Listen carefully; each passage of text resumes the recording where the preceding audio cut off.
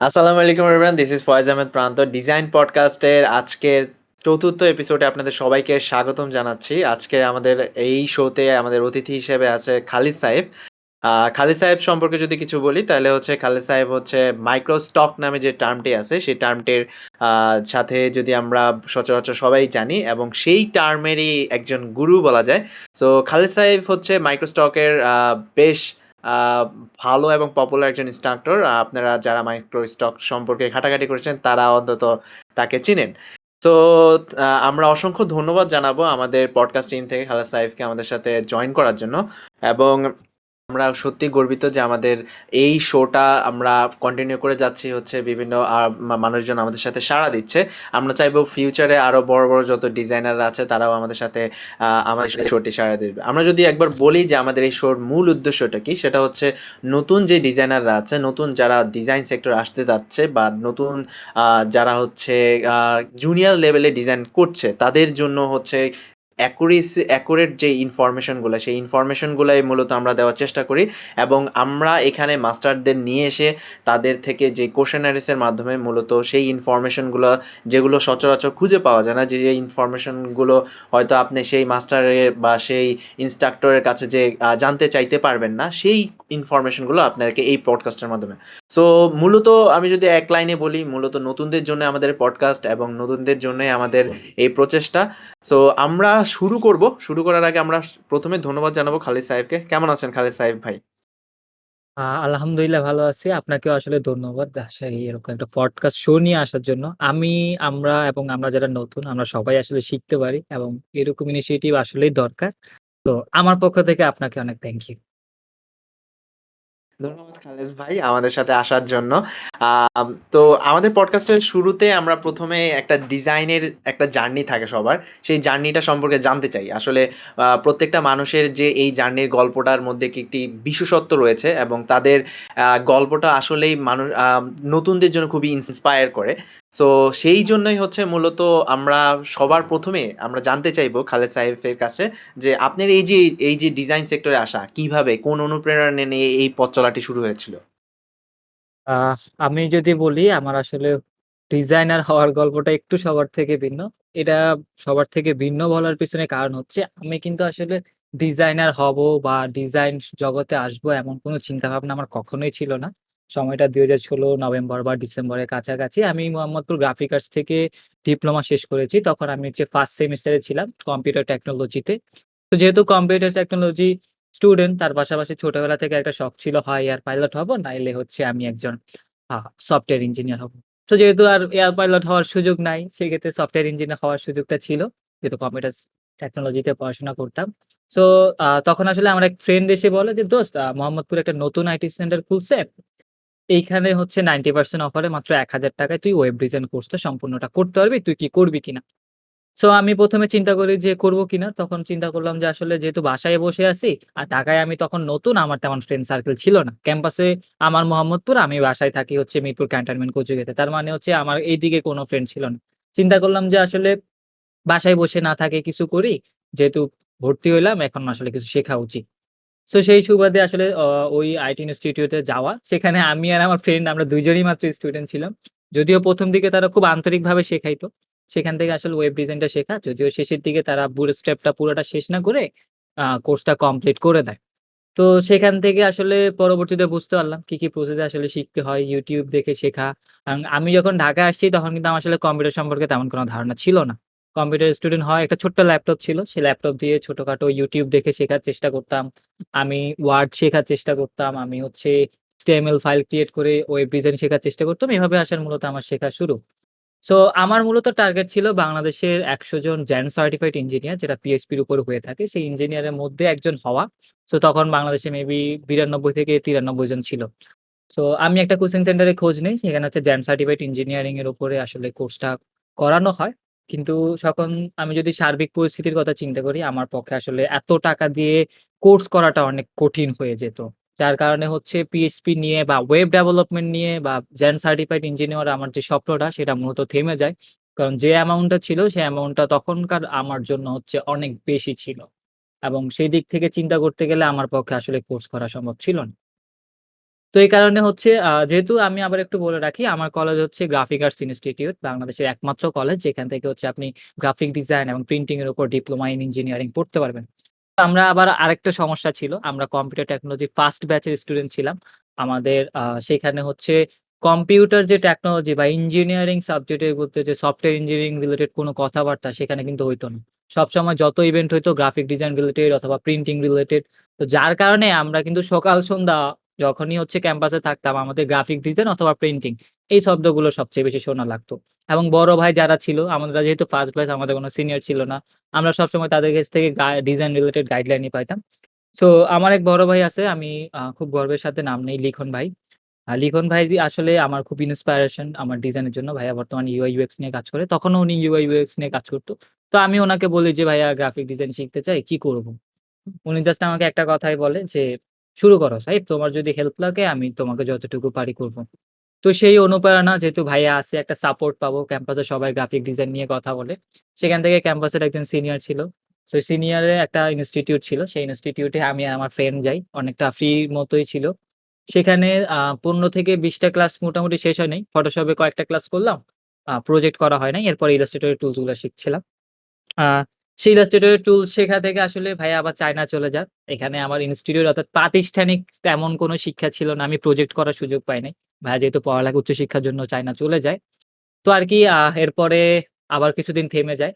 আমার একটা সমস্যা ছিল আমি প্রচুর জাম্প করতাম। একটা কি আমরা নতুনরা এখনো কিন্তু অনেক জাম্প করি কারণ টাকা-পয়সার ব্যাপার ছিল। যেটা আমার আসলে সত্যি কথা বলতে গেলে অনেক টাকার একটা প্রয়োজন ছিল। নিজের পকেট খরচ বলেন, ফ্যামিলির কথা চিন্তা করে সব দিক থেকে আমার একটা টাকা ছিল। এজন্য আমি কিছুদিন ওয়েব ডিজাইন শিখছিলাম, কিছুদিন গ্রাফিক ডিজাইন শিখলাম, কিছুদিন ডিজিটাল মার্কেটিং শিখলাম। কিছুদিন আবার হচ্ছে iOS ডেভেলপমেন্ট করলাম। তারপর হচ্ছে আমি আবার জাভা প্রোগ্রামিং শিখলাম। মানে আমি সব শেখা একসাথে শুরু করি।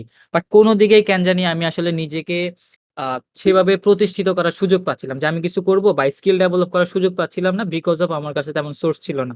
ঠিক আছে? তো সোর্স না থাকার জন্যই, সোর্স না থাকার জন্যই হচ্ছে একটা বড় সমস্যায় পড়ছিলাম। গাইডলাইন এর অভাবে পড়ছিলাম। তো তখন আমাকে লিখন ভাইয়া বলে যে, "সাহিব এত দিকে জাম্প না কইরা তুমি একটা দিকে শেখো।" সো সেই সিদ্ধান্ত থেকে আসলে আমি মূলত গ্রাফিক ডিজাইনে আসা। তো গ্রাফিক ডিজাইনে আসা বা পুরোদমে শুরু করাটার পিছনে একটা স্যাড স্টোরি আছে আমার সেটা যদি বলি।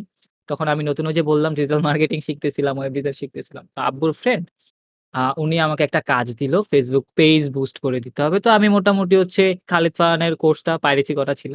সেটা দেখা বা আরো কয়েকজন কোর্সের বিভিন্ন জায়গা থেকে কোর্স নিয়ে আমি শেখা শুরুলাম। তো মোটামুটি Facebook বুস্টটা আমি পারতাম। হ্যাঁ, মজার ব্যাপার আঙ্কেল আমাকে কাজ দিল। আমার আবার পেওনিয়ার কার্ড ছিল। YouTube দেখে আমি ওই পেওনিয়ার কার্ড অর্ডার করছি। নতুন ফ্রিল্যান্সার আমার এখন পেওনিয়ার কার্ড লাগবে। মনে করেন আমার এখন নাইলে তো আমি ফ্রিল্যান্সার হইতে পারব না। একটা ভাব চলে আসছে। পেওনিয়ার কার্ডও YouTube দেখে অর্ডার দিলাম। ওই $১০০ লাগে নাই আবার। তো ওভাবে পেওনিয়ার কার্ড অর্ডার দিলাম। ভালো কথা। তো ফি-টি দিয়ে আমি মোটামুটি হচ্ছে Fiverr থেকে কিছু টাকা ইনকাম করছিলাম। আ ওইটা স্টোরি বলবনি পরে। তো ওইভাবে আমি আঙ্কেল আমাকে $৫০ দেয় ১ম এ। টাকা পাঠায় বিকাশে। বলে যে, "বাবা তুমি লোড করে আমাকে $৫০ বুস্ট করে দাও। ওই পেজটা তুমি চালাও। যা সেল আসবে আমাকে তুমি হচ্ছে প্রোডাক্টের দামটা দিয়ে বাকি প্রফিটটা তুমি রাইখা দিও।" তো এভাবেই আসলে আমি মূলত শুরু করি বুস্ট করা। তো আমি গ্রুপ একটাতে পোস্ট দেই।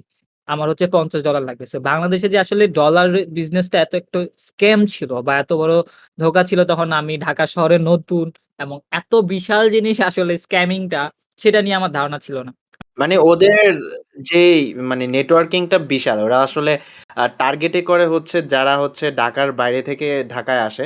এদেরকে টার্গেট করেই হচ্ছে মূলত এদের মূলত কারণ। সো আমরা অন্য একদিন বলব এই স্ক্যামের কথাগুলো যেই বড় এখানে চক্র রয়েছে আরকি।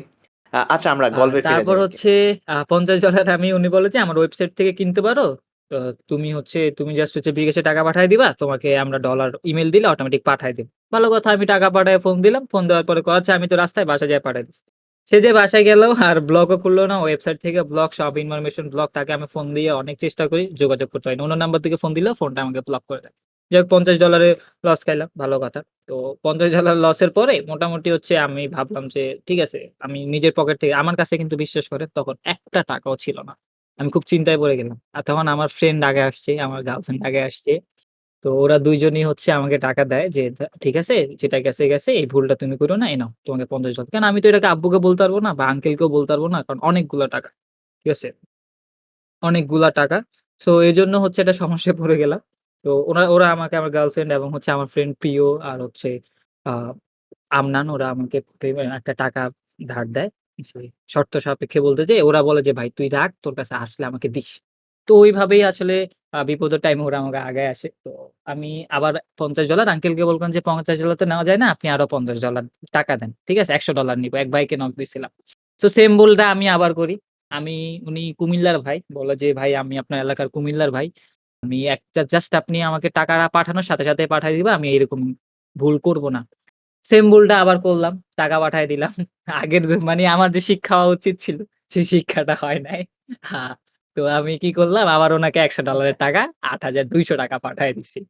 তো আচ্ছা, আচ্ছা। ৳৮,২০০ পাঠানোর পরে শেষ সেম, সেম কাহিনী। ৫-৬ টা নাম্বার থেকে আর যোগাযোগ করতে পারি নাই। উনি উল্টা আমারে গালাগালি করতেছিল যে, "বেটা বলদ তুই ঢাকায় আইসছস?" সামথিং লাইক কিছু একটা। যাই হোক। সো তখন আমি আসলে পুরা থ মানে কি আমার পকেটে নাই ৳১০ আমি প্রায় $১৫০ এর একটা লস। আমি কিভাবে কি করব? মানে আমি জাস্ট হচ্ছে আমার মাথা ভন ভন করতেছিল। চোখ দিয়ে পানি পড়তেছিল যে কিভাবে আমি আব্বুকেই বা বলবো বা কিভাবে আমি আঙ্কেলকেই বলবো। উনি ভরসা করে আমাকে দিল। যাই হোক সাহস করে আমার গার্লফ্রেন্ড বলল যে, "ঠিক আছে তুমি এখন কি করবা? তুমি উনাকে ফোন দাও।" সাহস করে ফোন দিয়ে উনাকে জানাইলাম। জানানোর পরে উনি বলল উনাকে আমি মানে রিকোয়েস্ট করলাম যে আব্বুকে যাতে না বলে। সো উনি বলল, "আচ্ছা ঠিক আছে বলব না।" যদিও উনি পরবর্তীতে আব্বুকে ওভাবে বুঝায় বলে। আব্বু আমাকে বুঝায় যে, "যা গেছে, গেছে। এটা নিয়ে সমস্যা নাই।" সো এই যে স্ক্যামটা না মানে ধান্দায় পড়ার পরে, এই স্ক্যামে পড়ার পরে আমি রিয়ালাইজ করতে পারলাম যে না, এখন আমার আসলে ঋণটা শোধ করার প্রয়োজন আছে। হ্যাঁ? আমার আসলে আঙ্কেলকে এই টাকাটা দেওয়ার প্রয়োজন আছে। আমার ইনকাম করার প্রয়োজন আছে। এখন আমাকে একটু স্ট্রেট হইতে হবে। তখন আসলে মূলত আমি আ গ্রাফিক ডিজাইনটা নিয়ে পুরো দমে কাজ শুরু করি। এক বড় ভাই ছিল। উনি আমাকে হচ্ছে একটা কোর্স দেয়। কোর্সটা আমি ওভাবে দেখা হয় নাই সত্যি কথা বলতে। আমার যা শেখা YouTube থেকে, Udemy থেকে ওভাবে শেখা। তো উনি আমাকে একটা কোর্স দেয়। উনার থেকে হচ্ছে আ আমি বলি যে আমিও ভুল করছি নতুনদের মতো এটা আমি স্বীকার করি। ৳৮০০ দিত মানে উনি টাকা দিবে না, হ্যাঁ? বলছে যে, "ভাই টাকা দেওয়া লাগবে না। তুমি দেখো Illustrator এর একটা লোগো ডিজাইনের কোর্স আছে। ওইটা আমি কিনবো। তুমি যদি আমাকে ৳৮০০ দাও, তাইলে আমরা ২ জনে শেয়ার করে দেখব।" সো আমার পকেটে নাই টাকা। উনি আমাকে অনেকদিন নক দিছে যে, "ভাইয়া দিবা কিনা, দিবা কিনা? না দিলে আমাকে বলো।" তো আমি বললাম যে, ৳৮০০ মানে ফ্রিতে নিতে তো আমার আসলে মন চাইতেছিল না। কারণ ফ্রিতে কেন নিবো? উনি কিনছে কষ্ট করে। বাট তখন ওই ৳৮০০ না দিতে পেরে আমি কি করলাম, আমার আইডিটা Facebook আইডিটাই বন্ধ করে দিলাম। বন্ধ করে দিয়ে উনাকে ব্লক করে দেই পরবর্তীতে। কারণ আমার কাছে তো টাকা নাই। তো আহ এই জিনিসটাও আমার আসলে আবার মনে পড়ে। তো মজার ব্যাপার জাস্ট গত ৩ মাস আগে উনার আইডিটা আমি আবার খুঁজে পাই। আর আবার খুঁজে পাওয়ার পরে জাস্ট চেক করি যে ওই ওই আইডিটা মানে ছবিটা আমার খুব চেনা লাগতেছিল। তো আমি ওইটা ছবিটা নক করে উনাকে নক করলাম যে, "ভাই আমি হচ্ছে এই, আপনি পুরাতন মেসেজগুলো দেখা যাইতেছিল।" তো পুরাতন মেসেজগুলো দেখা যাওয়ার কারণে আমি বললাম যে, "ভাই আমার এই ভুলটা হইছে। আমি এখন আমাকে ক্ষমা কইরা দেন।" এই জাস্ট ৩ মাস আগে হবে আমি উনার আইডিটা খুঁজে পাই। উনাকে আবার মাপ চাইয়া নিছি যেটা আমার পক্ষ থেকে আহ তো এরপর থেকে আসলে সত্যি কথা বলতে Fiverr, Upwork এ প্রচুর ট্রাই করছি। Fiverr, Upwork, Freelancer এত পরিমাণ ট্রাই করছি কোনভাবেই আমি আসলে ১ পয়সাও ইনকাম করতে পারি নাই। Fiverr থেকে ১০-১২ টা অর্ডার কমপ্লিট করছি। Upwork থেকে ২-৩ টা অর্ডার কমপ্লিট করছি। Freelancer.com এ আমি কখনো কনটেস্ট উইন নিতে পারিনি। সারাটা দিন লেগে থাকার পরেও আমি এই জায়গা থেকে কিচ্ছু করি নাই। তো তখন যে মাইক্রোস্টক বলে একটা দুনিয়া আছে সেটা কিন্তু আমি জানতাম না। আ তো এই তখন হচ্ছে আমার এক কলিগ ছিল। আমি আবার হচ্ছে ক্লিপিং পাতের কাজ করছিলাম কিছুদিন একটা জায়গায়। সেখান থেকেও আমি আসলে ধোঁকাটা খাই। কারণ হচ্ছে আচ্ছা। আ উনারা আমাকে ৩ মাস ইন্টার্ন করায়, হ্যাঁ? সেলারি কথা ছিল যে ৳৩,০০০ করে দিবে। ঠিক আছে? সো ৳৩,০০০ করে ৩ মাসে আমার ৬,০০০ সরি ৳৯,০০০ হওয়ার কথা। তারা আমাকে জাস্ট হচ্ছে ৳২৫০০ দিয়ে শেষে আমি পরীক্ষা ছিল আমি আর করব না। কারণ ওইখানে আমার কাজটা ভাল লাগতেছিল। তো ৳২৫০০ দিয়ে শেষ করে দেয়। এটাও আচ্ছা। আমার একটা আসলে লস প্রজেক্ট ছিল। তাও ওই ৳২৫০০ দিয়ে আমি সেমিস্টার ফি দেই। আমার ফ্রেন্ড কিছু টাকা পাইতো ওরে দেই। তো সেইখানে আমরা যখন জব ছিল আমার কলিগ ছিল। তো উনি হচ্ছে আমি উনাকে অনেক গাইড করছি। Fiverr নিয়ে গাইড করছি এবং আমি চেষ্টা করতাম সেখানে হাফিজ ভাই আমি বলতে পারবো গলায়। হাফিজ ভাইয়ের সাথে আমরা একসাথে কাজ করতাম।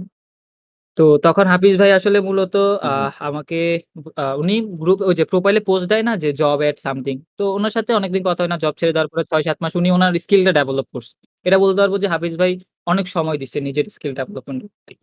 তো আমিও তখন চেষ্টা করতাম। মাঝে মাঝে কথা হইতো। হুম, তো হুম। উনি হঠাৎ করে প্রোফাইলে পোস্ট দিল যে আ কন্ট্রিবিউটর এট ফ্রি পিক।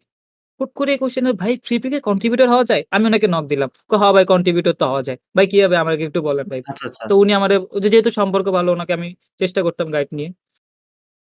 তো উনি আমাকে বলে যে, এই যে এভাবে তোমার ডাইরেক্ট ফোন দিছে মেসেঞ্জারে, ফোন দিয়ে বলে যে এমনি দিছে, দেওয়ার চেষ্টা করছি। তো তখন হচ্ছে আমাকে উনি ওই ফ্রি পিক এর মকআপ গুলা উনি যেগুলা বানাইছিল, ওই মকআপ গুলা দিয়ে দিছে। কারণ ইলাস্ট্রেটর এর মকআপ যেহেতু আমি এত কিছু জানতাম না। পরে উনি আমাকে গাইড করল। গাইড করার পরে আমার একটা অভ্যাস আছে, আমি যেকোনো মার্কেটে যদি কাজ করি, তো সেটার আগে মার্কেট প্লেস সম্পর্কে জেনে নেই। জানার চেষ্টা করি। সো ঐদিন রাতেই হচ্ছে ফাইল হুম, রেডি হুম। করি। ফাইল রেডি করে ৩-৪ দিনের মধ্যে ফাইল রেডি করে আমি ফ্রিপিকে দেই। এবং আলহামদুলিল্লাহ ফ্রিপিকে ফাইল দেওয়ার সাথেই আমার ফ্রিপিক কন্ট্রিবিউটর অ্যাকাউন্টটা অ্যাপ্রুভ। মানে কি যে খুশি লাগতেছিল আমি কল্পনা মানে বুঝাইতে পারব না। তো হুম, হুম, হুম। তখন আসলে আ তো তখন মূলত হচ্ছে এই অ্যাপ্রুভ এর কাহিনী আছে আরো। মানে আমি যদি বলি যে স্টোরি আমার শেষ হবে না। এই অ্যাপ্রুভ হুম, হওয়া হুম। অ্যাকাউন্ট থেকে আমার ভালো ইনকাম আসা শুরু করে। সামারে ২০১৯ এর সামারে আমার ডিজাইনটা হচ্ছে প্রিপিক এর টপ ৫ ডিজাইনের মধ্যে চলে আসে। এবং এত পরিমাণ ডাউনলোড পাইতেছিলাম আলহামদুলিল্লাহ, সে প্রোফাইলটা আমার টপে চলে আসে। কিন্তু একটা ইস্যু ছিল। ইস্যুটা কি? আমার হচ্ছে এখানে একটা ইস্যু ছিল যে কোন ব্লক অ্যাকাউন্টের ইনফরমেশন যদি আমি বর্তমান অ্যাক্টিভ অ্যাকাউন্টে ইউস করি তাইলে আমার অ্যাকাউন্টটাও ব্লক হয়ে যাবে। সো আমি আমার ফ্রেন্ডকে অ্যাকাউন্ট করতে দিয়েছিলাম। কোন কারণে আমার ওর অ্যাকাউন্টটা ব্লক হয়ে যায়। কারণ ফ্রিপিক কিন্তু আগে প্রচুর পরিমাণে স্ট্রিক্ট ছিল। এবং আমি কিন্তু ১ম দিকের কন্ট্রিবিউটর। এর আগে ওরা যারা কন্ট্রিবিউটর ছিল তারা ওদের ফাইল আপলোড করে দিত। ওদের শুধু পেমেন্ট করে দিত। আর নতুন কন্ট্রিবিউটর প্যানেল আনে তখন ২০১৮ সালের অক্টোবরের কথা। তো তখন কিন্তু নতুন কন্ট্রিবিউটর। তো আমিও ওরকম ১৫-২০ জন কন্ট্রিবিউটরের মধ্যে বাংলাদেশে তখন আমিও ছিলাম। এবং আমার ফাইলও কিন্তু হুট করে টপে চলে আসে। তো ওই সময় আমার অ্যাকাউন্টে যখন আমি বিলিং ইনফরমেশন আমি $১৩০ এর মতো পাবো। আমি যে কি খুশি কল্পনাও করতে পারব না। ফার্স্ট আমার এত বড় একটা ইনকাম আসবে। তাও $১৩০ হিসাব করে রাখছি কি করব, কেমনে কি করব। আব্বুর জন্য এটা, আম্মুর জন্য এটা, দাদুর জন্য এটা, আমি এই জিনিসটা কিনবো বা আমি হয়তো ল্যাপটপে এসএসডি লাগাবো। তো এই জিনিসটা চিন্তা করি। চিন্তা করার পর মূলত হচ্ছে কি হয়? আমি আ ওই টাকার ইনফরমেশন দিতে যাই। তো পিওনিয়ার ইনফরমেশন দেওয়ার সাথে আমার অ্যাকাউন্টটা ব্লক। মানে আমার $১৩০ শেষ। আমি তাদের সাপোর্টে এত পরিমাণ যোগাযোগ করি। তাদের কথা হচ্ছে যে, "ভাই আপনি ব্লক অ্যাকাউন্টে ইনফরমেশন দিছেন, আপনাকে আর অ্যাকাউন্টটা দিব না।" তো ওই অ্যাকাউন্টটাই আপলোড দেওয়ার জন্য আরো ৩০ টা ডিজাইন আমি রেডি করছিলাম। সেগুলো ঐদিন রাতে আপলোড দেওয়ার কথা ছিল। তো ঐদিন রাতে আবার আমি নতুন অ্যাকাউন্টে আপলোড দেই এবং ওই ফাইলগুলা একটা কথা আছে, ফ্রিপিক এর একটা ইস্যু হচ্ছে কি, আপনার ব্লক হওয়া ইনফরমেশন এবং ব্লক হওয়া অ্যাকাউন্টের কোনো ডিজাইনও কিন্তু দেওয়া যাবে না। সো এই ডিজাইনগুলো আমার নষ্ট প্রায় ৭০ টার মতো ডিজাইন ছিল। ১০০ টা ডিজাইন রিজেক্ট করে আমি ৭০ টা ডিজাইন অ্যাপ্রুভ করাইছিলাম। নতুন আরেকটা অ্যাকাউন্টে আমি এপ্লাই করি। এপ্লাই করার পরে সাথে কিন্তু পরের দিনই আমি লেভেল 2 পেয়ে যাই। তো ফ্রিপিকে ফাইল পাবলিশ না করলেও লেভেল 2 মানে হচ্ছে অ্যাকাউন্ট অ্যাপ্রুভ। তো ফ্রিপিকে আমি লেভেল 2 পেয়ে যাই। আ তারপর থেকে আসলে আমাকে আর পিছু ফিরে তাকাইতে হয় নাই আলহামদুলিল্লাহ। এরপর থেকে ফ্রিপিক এর পাশাপাশি অন্যান্য যে মাইক্রোস্টক সাইট গুলো আছে সেগুলো নিয়ে আমি রিসার্চ করা শুরু করি। আম Shutterstock, Adobe Stock বা অলরেডি প্রায় ২০ টারও বেশি মাইক্রোস্টক এ আমার কাজ করা আসলে আলহামদুলিল্লাহ আমি কাজ করছি। বাট সেখান থেকে যাচাই বাছাই করে যেগুলো আমার কাছে বেস্ট মনে হইছে এখন শুধুমাত্র সেই মার্কেট প্লেস গুলোতে কাজ করি। তো আসলে এই আমার আসলে আ পুরা গ্রাফিক ডিজাইনের যাত্রা পুরা স্টোরি আরো অনেক আছে। বলব নি আস্তে যেহেতু কথা হচ্ছেই। বাট কিছু স্যাড স্টোরি আর কিছু মজার স্টোরি। সো আমার ফার্স্ট প্রি পিক থেকে পেমেন্ট আসে ২য় অ্যাকাউন্টে সেটা ছিল $১৮০ এবং ওই $১৮০ যেদিন আমার অ্যাকাউন্টে ঢুকছে আলহামদুলিল্লাহ আল্লাহর রহমতে এর পরের থেকে আমার আর এখন পর্যন্ত কোন মাসে হাত ফাঁকা যায় নাই। আমি একটা জিনিস বিশ্বাস করি উপরওয়ালার উপর বিশ্বাস রাখতে হবে। আর হচ্ছে জাস্ট লেগে থাকতে হবে। এটা যদি হয় তাইলে অবশ্যই সম্ভব। তবে হ্যাঁ, অনেকে আমরা আবার আমি এটাও বিশ্বাস করি শুধু লেগে থাকলে হয় না, সঠিক জায়গায় লেগে থাকতে হবে। তাইলে কিন্তু আসলে সম্ভব। তো এই আরকি ভাই ছোটখাটো স্টোরি। লং কইরা ফেলছি। না, কোনো প্যারা নাই। আমরাও খুব এনজয় করতেছিলাম স্টোরিটা। কারণ অনেক জায়গায় মানে হচ্ছে বাধাপ্রাপ্ত হয়েও যে হাল কিন্তু অনেকেই ছেড়ে দেয়। সেই জায়গায় নিজের হাল ছেড়ে না দিয়ে নতুন জায়গায় নিজেকে আ মানে খাপ খাওয়ানোর চেষ্টাটা কিন্তু আপনার মানে স্টোরিতে ছিল। সো আমি যেটা বলব যে মানে আমি যদি সামারি করি খালেদ ভাইয়ের আ যেই স্টোরিটা যে তার পথ চলা, সেটা হচ্ছে যে তিনি ১ম এই তার যে গাইডলাইনের একটা খুবই অভাব যেটা তার লাইফে ছিল, সেটা ছিল যে তার গাইডলাইনের অভাবের কারণে তিনি হচ্ছে বারবার বিভিন্ন জায়গায় ধোঁকা খেয়েছে এবং বারবার চেষ্টা করেছে উঠে দাঁড়াবার কিন্তু আ তার সঠিক গাইডলাইনের অভাবে কিন্তু আ আ প্রতিবারই তাকে কিছু না কিছুর সামনে আটকে যেতে হচ্ছে। সো আমরা এই স্টোরির থেকে একটা জিনিসই শিখতে পারছি সেটা হচ্ছে যে আসলে যে মানুষজন আমরা চেষ্টা করলে হবে না। একটা প্রপার গাইডলাইন আসলে অনেক দরকার। কারণ হচ্ছে আ প্রত্যেকটা প্রফেশন বলেন, প্রত্যেকটা জীবনে চলার পথে আপনি যদি একটা ভালো গাইডলাইন না পান, সেক্ষেত্রে কিন্তু আপনার পথটা অন্যরকম হতে পারে। সো আমরা অনেক মানে বলবো যে গল্পটা অনেকই ইন্সপায়ার করবে যে নতুন ডিজাইনারদের যে হাল যাতে না ছাড়ে এবং চেষ্টা চালিয়ে যেতে হবে। যেমন খালেদ ভাইয়ের একটা জিনিস আমার খুব ভাল লাগছে। তিনি কিন্তু অনেক সেক্টরকে এক্সপ্লোর করছে। যার কারণে তিনি কিন্তু এখন বুঝে যে কোন সেক্টরটা আসলে কি। সো সেই কোয়েশ্চেন থেকে আসলে আমার একটা কোয়েশ্চেন আসছিল যে আসলে এতগুলা সেক্টর এক্সপ্লোর করার পরেও ডিজাইনকে কেন আসলে বেছে নিলেন? ডিজাইনের মধ্যে এমন কি দেখলেন যে আসলে এই যে ওয়েব ডেভেলপমেন্ট কথা বলছেন, অ্যাপ ডেভেলপমেন্ট, iOS ডেভেলপমেন্ট এগুলোও কিন্তু খুবই ভালো সেক্টর। I know যে তবে কেন ডিজাইন এদের থেকে বেটার? জিনিসগুলো এক্সপ্লোর করাটা এখন আমার কাজে লাগে। বাট আমার কথা শুইনা আবার আপনারও এক্সপ্লোর করা লাইগা যাইয়েন না। একটা জিনিস শেখেন, শিখে অন্য জিনিসগুলো এক্সপ্লোর করেন। নাইলে কিন্তু এই যে এত ঝামেলায় পড়তে হবে। তো আমি প্রথমত বলে রাখি আমি হচ্ছে iOS ডেভেলপমেন্ট করছিলাম গভর্নমেন্টের হচ্ছে একটা প্রজেক্ট থেকে। সেখানেও আমি টপ স্টুডেন্টদের মধ্যে একজন ছিলাম। প্রোগ্রামিংটা একসময় আমার ভালো লাগতো। যেহেতু iOS তার মানে হচ্ছে Apple আর Apple এর জন্য একটা MacBook লাগবে। এই জায়গায় আমার একটা স্ট্রাগল এর স্টোরিটা হচ্ছে আমি আমার ল্যাপটপে Hackintosh ইউজ করে আমি হচ্ছে কি করি আ ম্যাকটা অর্থাৎ iOS টা ইনস্টল দেই। সেই ল্যাপটপের মধ্যে যে মানে ল্যাপটপের কনফিগারেশন এমনিই বাজে। তারপর হচ্ছে ভার্চুয়াল বক্স ইউজ করে আবার iOS ইনস্টল দিলাম। সেখান থেকে Mac ইউজ করে আমি Xcode এ কি করতাম? কোডিং করতাম। মানে আমি ৩-৪ টা ইয়ের পরে আমি ওইখানে ইনস্টল প্রচুর চেষ্টা করছি। প্রায় ১৫-২০ দিন লাইগা থেকে আমি চেষ্টা করছি। ল্যাবে Mac ছিল। বাট বাসায় এসে তো প্র্যাকটিস করতে পারতেছিলাম না। তবে কেন জানি হচ্ছে জিনিসটা আমার ভাল লাগতো না। প্রবলেম সলভিং একটা বাগ খুঁজতে গেলে আমার আচ্ছা, আচ্ছা। মাথা গরম হয়ে যাইত। তবে ওয়েব ডিজাইনটা আমার অনেক ভালো লাগতো পার্সোনালি এটা আমি স্বীকার করি। বাট ওই জায়গাটাই হচ্ছে ওই যে রিসোর্স না পাওয়ার কারণে ডিজাইনে চলে আসা। তো ডিজাইনে যখন চলে আসছি, একটা জিনিস আমি ফিল করতে লাগলাম যে আমার খুব ভাল লাগতো। আমি কিন্তু মাঝে দিয়া হুম, ইলাস্ট্রেশন করা শুরু করছিলাম। নতুন যেরকম সবাই করে নিজের ছবি আঁকা, তারপর হচ্ছে বিভিন্ন ইমেজের আচ্ছা, আচ্ছা। ইলাস্ট্রেশন করা। সো আমার এক ফ্রেন্ড বলে যে, "দোস্ত একটা ক্লায়েন্ট নক দিছে ইন্ডিয়ান, এই ইলাস্ট্রেশন গুলো হুম, করতে হুম, পারবি হুম। না কমিক্স বুকের।" আমি কিন্তু চেষ্টা করছি। ক্লায়েন্ট হয়তো পছন্দ করে নাই। কারণ তাও আমি নতুন কাঁচা হাতে। কিন্তু প্রায় আমি ৩ দিন চেষ্টা করে তাকে ইলাস্ট্রেশনটা দেই। তখন থেকে কেন হুম, জানি হুম, আমার হুম। জিনিসটা ভাল লাগতো। জোস তো! ভাল লাগতেছে তো নিজের মানে কেন জানি নিজের মতো কইরা করার সাহস পাইতাম। আর একটা জিনিস এই জায়গাটা আমার ভাল লাগতো। মানে জিনিসটার মধ্যে কোনো বাধা ছিল না। খুব সহজে আ জিনিসগুলো করা তো হয়ে সেই গেছে। ভালো লাগা থেকে আসলে আচ্ছা, আসা। আচ্ছা। আর আমার এটা একটা আর্নিং সোর্স হয়ে গেছিল। যেহেতু এখানে লেগেছিলাম অনেকদিন। এখান থেকে আমার আর্নিং একটা আসা শুরু হুম, করল। তখন আসলে পুরোদমে। বাট জিনিসটা আমার ভালো লাগতো। ভালো লাগতো কেমন? আমি একটা জিনিস করতেছি মানে যেটা আমি হয়তো প্রিন্টে দেখতেছি বা আমি যদি একটা জিনিস চিন্তা করতেছি সেটাকে আউটপুট এ নিয়ে আসতে পারতেছি। বা হুম, হচ্ছে হুম, হুম। আমি YouTube দেখে শিখতাম। YouTube এ ভালো রিসোর্স ছিল। YouTube এ ডিজাইনের অনেক কোর্স ছিল। Facebook গ্রুপগুলোতে কিছু রিসোর্স ছিল। বা আমার বড় ভাইয়েরা যারা আছে তাদের থেকে আমি সাপোর্ট পাইতাম। ভাই এই সমস্যা, ওই সমস্যা, ভাই কি করব? ভাই কেমনে করব? এই জিনিসগুলো তারা আমাকে সাপোর্ট দেওয়ার চেষ্টা করত। সো এই কারণেই হচ্ছে আমি মূলত ডিজাইন সেক্টরে আসা। আর ডিজাইনটা আলহামদুলিল্লাহ এখনো ভালো লাগে। এখনো করি। তবে এখন একটু কম করি। বিজনেসের দিকে মোটামুটি নজর দেওয়া হয় বেশি। বাট এখনো যদি আমি কাজে বসি যেমন গত ৪ দিন আমি কাজ করতেছি। বাট এখন কিন্তু ওই আবার আমার কাজ করতে মন চাইতেছে। আমি বইসা এখন আবার কাজ করতেছি। ২-১ দিন মাঝে অলস হয়ে যাই। আমি খুব লেভেলের অলস ভাই। এই এইটা মানে এটা আসলে আমিও দেখছি যে আ একটা সময় না যখন হচ্ছে নতুন করে যখন ডিজাইনটা শেখা হয় তখন যেই পরিমাণ স্পিড থাকে, যেই পরিমাণ প্রোডাক্টিভিটি থাকে এটা আস্তে কমে আসে। তবে এইটাকে ধরে রাখারও কিন্তু আছে যে ওই যে আমরা যে নতুনত্বকে হারিয়ে ফেলার কারণেই হচ্ছে মূলত আমি যেটা মনে করি যে প্রোডাক্টিভিটিটা আসলে কমে যায়। আমরা হয়তো একরকম কাজ করতে থাকে একসময় একঘেয়েমিতে চলে আসে।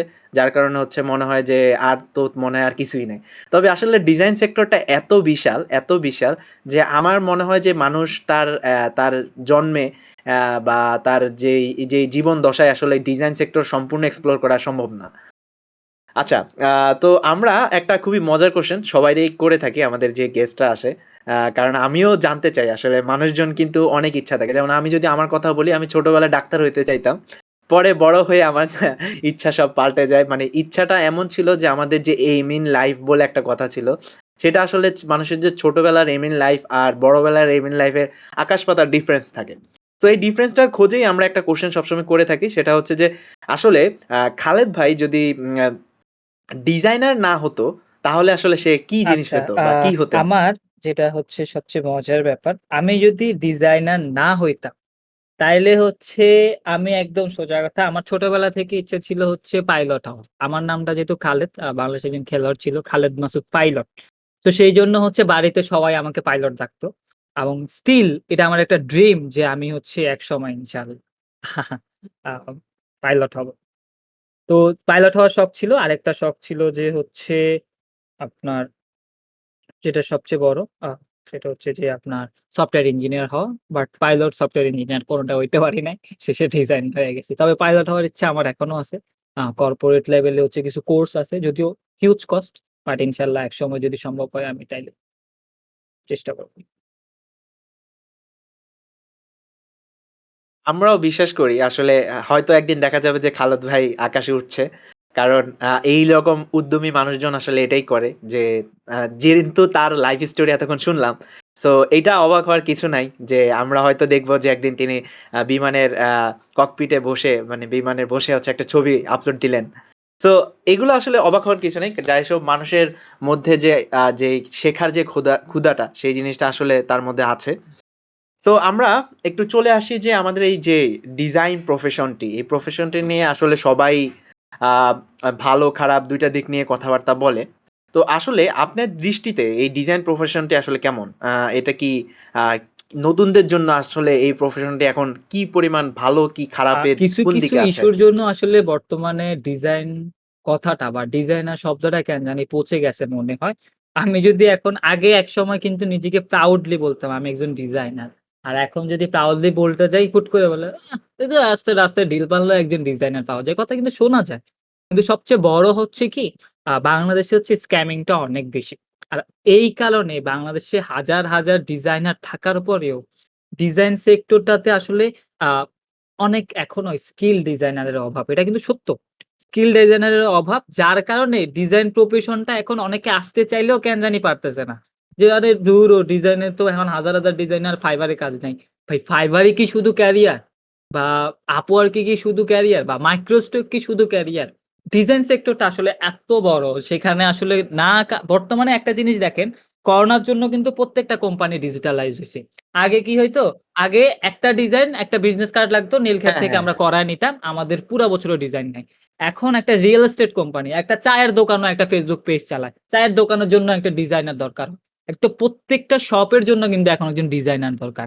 কিন্তু আমরা যখন হচ্ছে রিক্রুটমেন্ট এর জন্য সিভি পাঠাইতে বলি, যখন আমরা সিভি চাই, সিভিতে কিন্তু দেখেন আমরা কিন্তু প্রকৃত ডিজাইনার হিসেবে ডাকবো, কেউ একজন সিলেক্ট ডিজাইনের করব, নাই। সেটা নাই। যেমন আমরা কিন্তু কোর্স করাই। বাংলাদেশে কিন্তু সবাই কোর্স করায়। আমি নিজে মেন্টরশিপ এ আছি। কিন্তু দেখেন মানে সিভি রাইটিং করার ব্যাপারটা নিয়ে বলা হয় না। হুম, বলা হয় না একটা প্রফেশনাল প্রেজেন্টেশন এর জন্য কিভাবে কাজ করতে হয়। এইটা বলা হয় না যে ভাই কিভাবে আপনি ফ্রিল্যান্সিং এর পাশাপাশি হচ্ছে লোকাল মার্কেট, ইন্টারন্যাশনাল মার্কেট থেকে আপনি কিভাবে ইনকাম করতে পারবেন। আমাদের কি হয় আমাদের কোর্স গুলোর ব্যানার হয় এরকম যে 100% ইনকাম গ্যারান্টি। আর আমি ক্লাসে ঢুইকা ফার্স্ট ডে তেই বলি যে, "আমার ইনকাম ক্লাসে যদি গ্যারান্টি। আপনার ইচ্ছা থাকে যে এক্সাক্টলি। 100% ইনকাম করতে চান তাইলে ভাই প্লিজ লিভ নিতে পারেন। যদি ইচ্ছা থাকে যে স্কিল ডেভেলপ করতে পারেন তাইলে চলেন। আমি আছি আপনাকে আমি যতগুলো ইনকামের রাস্তা আছে সব দেখাবো।" কিন্তু আমাদের ব্যানার হয় এরকম যে ইনকাম করেন। ৳৫০০ য় কোর্স, ৳১০০ য় কোর্স, ৳২০০ য় কোর্স। একটা জিনিস কিন্তু আমাদের মাথায় রাখতে হবে হ্যাঁ, হ্যাঁ, রাইট, রাইট। ১ মাস হ্যাঁ, পরে ডলার কামিয়ে নিয়ে একটা যান। মজার স্টোরি শেয়ার করি। এরকম আমি আগে কিন্তু ফেসবুকিং করতাম। তো সেখানে মাইরালা গ্রুপের আচ্ছা, অ্যাডমিন আচ্ছা। লেভেলে ছিলাম আমি। তো মাইরা গ্রুপের আরেকটা হুম, হুম। অ্যাডমিন ছিল হচ্ছে সাজ্জাদ ভাই। সাজ্জাদ ভাইয়ের এক আপু। আচ্ছা, আচ্ছা। উনি হচ্ছে মিরপুর ১ কোন একটা ইনস্টিটিউট থেকে কি করছে? গ্রাফিক ডিজাইন শিখছে। মানে উনি জাস্ট কোনরকম শিখাইয়া ছাইড়া দিছে। যেহেতু আরেকটু আপু প্র্যাকটিস এর তেমন সময় পায় নাই। উনাকে আচ্ছা, আচ্ছা। ফাইবার অ্যাকাউন্ট খোলাইয়া একটা গিগ খোলাইছে। সো ওইখানে শর্ত ছিল কি? হুম, ওইখানে হুম। শর্ত ছিল যে আপনি ইনকামের পর টাকা দিবেন। এখন সবচেয়ে মজার ব্যাপার পরে উনি আমাকে নক দিল যে, "আমি তো একটা কাজ পাইছি।" এখন এ আমারে কিচ্ছু কয় না। একটা কাজ দিছে, আমি কাজ দিলাম। কাজ দেওয়ার পরে সে এখন বলতেছে যে, "ওকে কাজ ঠিক আছে আমি অ্যাপ্রুভ করে নিবো।" তখনই তার সন্দেহ হয়। পরে দেখি যে ইনস্টিটিউটে সে হচ্ছে কোর্সটা করছে, সেই ইনস্টিটিউট থেকে একটা কাস্টম অর্ডার আসছে। যাতে করে তার থেকে সম্পূর্ণ কোর্স ফি টা নিতে পারে। তো ভাই এটা কি আসলে সাকসেস? ভাই এভাবে কি হয়? আমাদের নতুনদের ক্ষেত্রে যারা কোর্স করেন, কোর্স করতে কিন্তু মানা নাই। আমি এটা কখনোই মানা করব না। কিন্তু সঠিক মানুষের কাছে যান। আমি যদি বলি যে আমার কথা শুইনা যে আপনি আমার কাছে আসবেন না, আমার কাছে আসার দরকার নাই। আপনি তার মডিউলটা চেক করেন, তার স্টোরিটা চেক করেন, তার ক্লাসগুলো চেক করেন, মডিউলটা চেক করেন। কে আপনাকে কতটুকু বলতেছে, তার প্রিভিয়াস স্টুডেন্টদের রিভিউ গুলা নেন। কিন্তু আমরা কি করি? আমরা যখনই হচ্ছে একটা আ দেখতেছি যে $৫০০ ইনকামের একটা স্ক্রিনশট হুট করে আমি কি করতেছি? কোর্সটাতে ভর্তি হয়ে যাইতেছি। ইস! আমি $৫০০ ইনকাম করব। ভাই আপনি ইনকাম করতে পারবেন। ইনকাম তো আমরা সবাই করতেছি। একজন ডিজাইনারের ইন্টারন্যাশনাল স্ট্যান্ডার্ড সেলারি কিন্তু অনেক হিউজ। বাট নরমালি আমরা বাংলাদেশে কি করি? আমরা $৫ এর ইনকাম করার পেছনে ছুটি। কেন ভাই? আপনি $৫ ইনকাম করার পিছনে কেন আপনাকে ছুটতে হবে? আপনি $৫,০০০ ইনকাম করার পিছনে ছুটেন। $৫০০,০০০ ইনকাম করার আপনি $১,০০,০০০ ইনকাম করার পিছনে ছুটেন। কিন্তু ছোটার জন্য যে স্কিলটা ডেভেলপ করা দরকার সেটা আগে ডেভেলপ করেন। সো এই ক্ষেত্রে ভাই ডিজাইন সেক্টরটাতে না আমরা পচায়ে ফেলতেছি। এখন কমিউনিটিতেও দেখি মারামারি হয়। ছোট্ট একটা টপিক নিয়ে দেখি মারামারি হয়। ভাই একটা কথা কি পজিটিভ থাকতে হবে আপনাকে। কমিউনিটিতে হোক আর সব জায়গায় হয়। আপনি যদি পজিটিভ থাকতে পারেন, আপনার জন্য হচ্ছে এই ব্যাপারটা এত বেশি ইফেক্টিভলি কাজ করবে। আপনাকে কেউ একটা গালি দিল। আপনি সেটা পজিটিভলি নেন। দেখেন আপনি সেখান থেকে একটা বেস্ট আউটপুট নিতে পারবেন। আমাদের কিন্তু সবসময় আমাদের প্রিয় নবী মোহাম্মদ সাঃ বলছে যে নেগেটিভলি চিন্তা না করে আপনি যদি পজিটিভলি অর্থাৎ সঠিকভাবে সমালোচনাগুলোকে হচ্ছে আপনার নিজের কাজে লাগাইয়া যদি সেখানে মানে নিজেকে প্রমাণ করতে পারেন, তাহলে সেই মানুষটাই যে ভুল করবে সে কিন্তু একদিন আইসা আপনাকে সরি বলবে। আর আমারও কিছুদিন আগে এক ভাই আমাকে প্রায় ২ বছর আগে গালি দিছিল কোন একটা কারণে ফ্রি পিক এর গ্রুপে, হ্যাঁ? যে আমি নাকি তারে মানে আমি অনেক আমি হেন কিছু ইনকাম করি না। এই যে কেন একটা করে গালি দিছিল। কিছুদিন আগে উনি আমাকে নক দিছে। যে ভাই আমার এই জানাটা ভুল ছিল। এই যে আমি যদি সেদিন তাকেও গালি দিতাম, আমি কি তার কাছে ভালো থাকতাম? বা সে কি আমাকে নক দিয়ে বলত যে, "ভাই আপনি আমার ভুলটা হইছে।" না। আমি চেষ্টা করছি কি ভালোবাসা দিয়ে তাকে বলছি যে, "ভাই সরি আমার যদি ভুল হয়ে থাকে সেটা জানাইছেন।"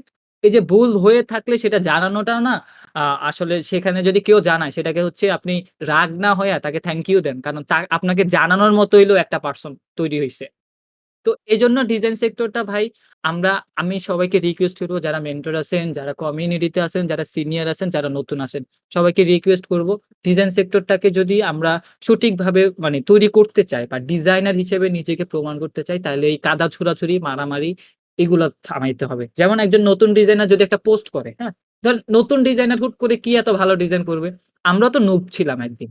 মানে হতাশ করে দেয়। আমাকে আমার এক স্টুডেন্ট বলে কি ভাই মানে উনি কাইন্দাই দিছে। আমাকে ফোন দিয়ে কাইন্দাই দিছে যে, "ভাই আমি কাজই করব না।" উনাকে আমি বুঝাইছি। ভাই একজন নতুন ডিজাইনার ভুল করলে তাকে হুম, ভুলটা হুম। শুধরে দেওয়ার দায়িত্ব কিন্তু আমার। এটা আমাদের দায়িত্ব। সে কমিউনিটিতে আপনার কাছে হেল্প চাইছে। আপনি কমিউনিটিতে আছেন। এটা আপনার দায়িত্ব। কাদা ছুড়াছুড়ি করাটা বন্ধ করতে হবে। নতুন পুরাতন সবাই মিলে ভালোভাবে শিখতে হবে। নিজে যা পারি তা শিখাইতে হবে। অনেকে বলে যে, আমি পারি আমি শিখাবো কেন?" আমি একটা জিনিস বিশ্বাস করি, আমি যা পারি সেটা যদি অন্যকে শিখাই, আল্লাহ কিন্তু আমার রিজিক দিয়া রাখছে। আমার রিজিক কিন্তু কেউ নিতে পারবে না। ১ দ্বিতীয়ত আমরা যদি চিন্তা করেন ১,০০০ বছর আগে মানুষজন মনে করেন যে উম কথা বলাটা আবিষ্কার করে সে যদি নিজের মধ্যেই রাইখা দিত, আমরা এই কথা বলতে পারতাম। বাদ দিলাম। ইন্টারনেটটা যে আবিষ্কার করছে সে যদি শুধু নিজের মধ্যেই শুধু নিজে ইউজ করত, আমরা কি পুরা ওয়ার্লড ওয়াইড একে অপরের সাথে কানেক্টেড হইতে পারতাম? বা এই যে আমরা যেখানে আজকে YouTube এ শুনতেছি, YouTube এ যদি রিসোর্স গুলা শেয়ার না করত, আমরা কি কখনো শিখতে পারতাম? তো অবশ্যই সবাই না। কিন্তু দেখেন স্কিল কিন্তু আপনার স্কিল কখনো কেউ নিতে পারবে না। আপনি যদি শিখান, আপনার নিজের স্কিলটা আরো বাড়বে। কারণ শিখাইতে হইলেও কি করতে হয়? স্কিল ডেভেলপ করতে হয়। তার পাশাপাশি আপনি যদি আরো ১০ জনের রিজিকের ব্যবস্থা করে দিতে পারেন, উপরওয়ালা আপনাকে দিবে। এটা কিন্তু সত্য। উপরওয়ালা আপনাকে দেওয়ার জন্য বইসা আছে। আপনি যদি অন্যজনের রিজিকটা ব্যবস্থা করে দিতে পারেন, তাহলে অবশ্যই দিবে। হুম, হুম, হুম। তো এইজন্য ভাই যেটা আমার রিকোয়েস্ট গ্রাফিক ডিজাইন সেক্টরটা এখনো অনেক ফাঁকা জায়গা আছে।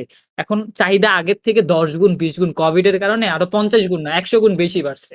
এখন প্রত্যেকটা শপের জন্য ডিজাইনার লাগে। এখন প্রত্যেকটা পেজের জন্য ডিজাইনার লাগে। নতুন উদ্যোক্তা হইতেছে, নতুন হুম, বিজনেস হুম, হুম। বাড়তেছে। সবাই ডিজিটালাইজ হইতেছে। এখন একটা একজন ওয়েব ডিজাইনারের যেমন চাহিদা বাড়তেছে, প্রত্যেকটা কোম্পানির যেমন একটা ওয়েব ডিজাইন লাগবে ওয়েবসাইট লাগতেছে। ওই ওয়েবসাইটের ইমেজ গুলোর জন্য হইলেও একজন ডিজাইনার লাগতেছে। পেজের ইমেজের জন্য ডিজাইনার লাগতেছে। তার মানে ডিজাইনারের চাহিদা আছে। কিন্তু নিজেকে সঠিকভাবে আসলে তৈরি করে নেন। তাইলে আসলে নিজেকে সেভাবে বলতে পারবেন, "ইয়েস! আমি একজন ডিজাইনার।" কিন্তু ডিজাইনার হওয়ার জন্য, নিজেকে ডিজাইনার বলার জন্য অবশ্যই সেই ব্যাপারটা নিজেকে ডিজাইনার বলার আগে সেভাবে প্রস্তুত করে নেন। যাতে যে কেউ আপনাকে কোয়েশ্চেন করে, কোয়েশ্চেন গুলো সে উত্তরটা দিতে দিতে পারে। এই। ধন্যবাদ খালেদ ভাই। আপনি যে কথাগুলো বলছিলেন সেটাই আসলে আমরাও একমত পোষণ করি যে জিনিসগুলার সত্যিই একটু দৃষ্টিকটু যে আমরা আসলে নিজেদের মধ্যে কাদা ছোড়াছুড়ি করি। আসলে আ এই যে গাইডলাইন এর কথাটা আমরা ১ম থেকেই বলছিলাম যে খালেদ ভাইয়ের জীবনে যদি গাইডলাইনটা থাকতো। সো এখন যেটা হয় যে এখন গাইডলাইন আসলে পাওয়া যায়। তবে আসল গাইডলাইন পাওয়া যায় না। যেখানে শুধুমাত্র মানুষজন নিজের স্বার্থের জন্য মিসইউজ করতেছে প্রচুর। তো আপনাদের যাদের কাছে একটা জিনিস আমি সবসময় রিকোয়েস্ট করব, যারা হচ্ছে মেন্টরস আছেন, আমরা যারা যখন হচ্ছে রিক্রুটমেন্ট এ যাই, সো এই একটা জিনিস সত্যি কথা যে আমরা যখন 60 কি 70% এই সিভি আমাদের কাছে মনে হয় না যে আমাদের যেইটার জন্য সে এপ্লাই করছে তার জন্য সে উপযুক্ত বা তার জন্য সে এলিজিবল। সো এই জিনিসটার কারণ একমাত্র তারা কিন্তু সবাই কিন্তু ডিজাইন ভালো সেক্টর থেকে ভালো ইনস্টিটিউট থেকে করছে। বাট তার যদি প্রেজেন্টেশন স্টাইল দেখি, তার যদি কথা বলার স্টাইল দেখি, তার এটিকেট দেখি, তার কর্পোরেট গ্রুমিং দেখি, কোন কিছুই কিন্তু সে ডেভেলপ করতে পারে নাই। যার ফলে কি হয়েছে যে ডিজাইনারদেরকে এখন মানুষজন যেই চোখে দেখে, সেটা আসলে আ খুবই খারাপ লাগে। কারণ হচ্ছে একমাত্র কিছু মানুষের জন্য, কিছু মানুষের মেজরিটি মানুষের মানি হচ্ছে গাইডলাইনস এর অভাবের কারণে আমাদের ডিজাইন সেক্টরটা হচ্ছে কুলুষিত হচ্ছে।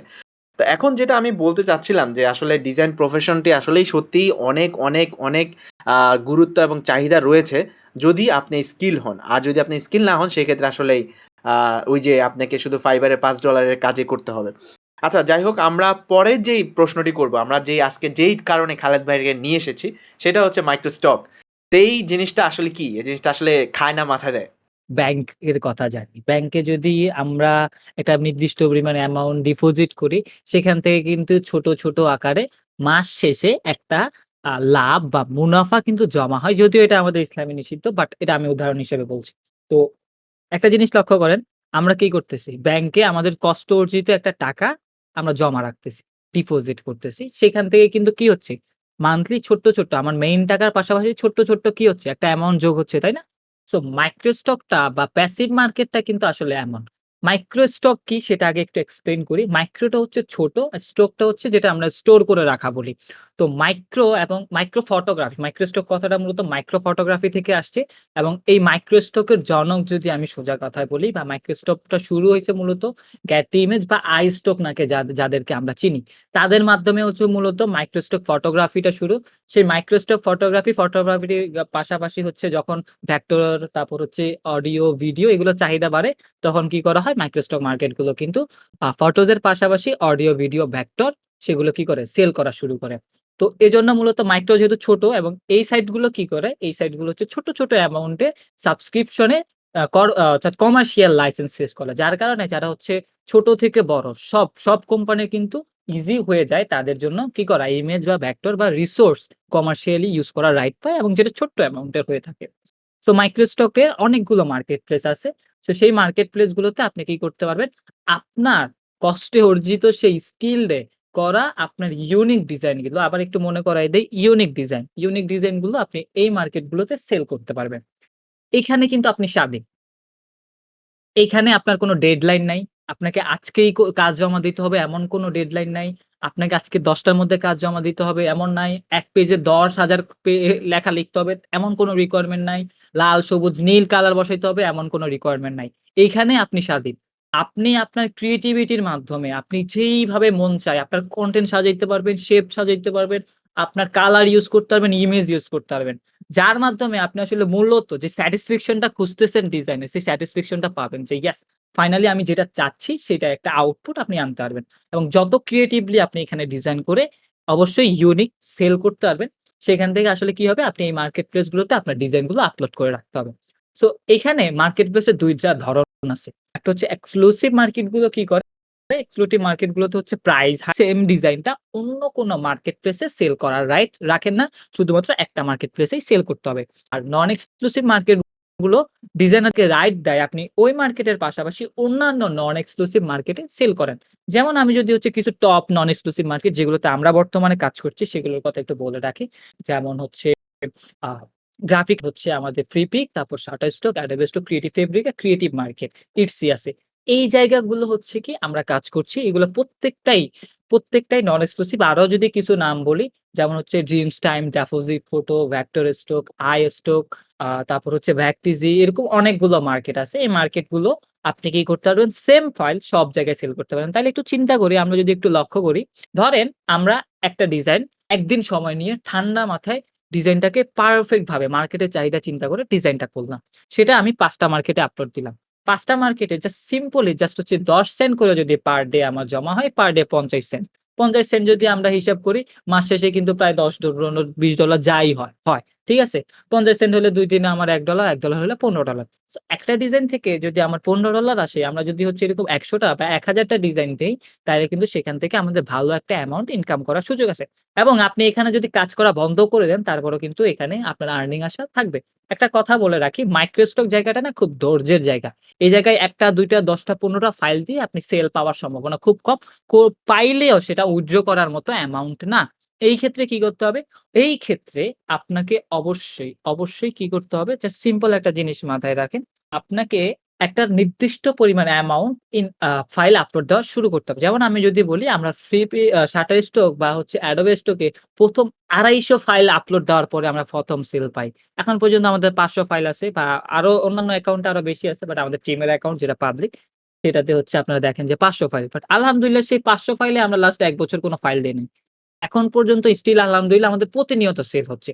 সো মার্কেট ট্রেন্ড, মার্কেটের চাহিদা, তারপর হচ্ছে ট্যাগ টাইটেল, অ্যাকাউন্ট ইস্যু, এগুলো প্রত্যেকটা জিনিস মাথায় রেখেই আপনাকে কি করতে হবে?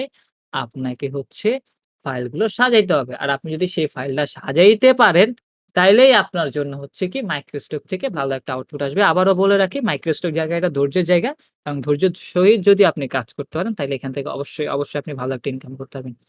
আচ্ছা, ধন্যবাদ। আসলে মাইক্রোস্টকের একদম আদ্যোপাদ্য আমাদের সাথে শেয়ার করেছেন খালেদ ভাই।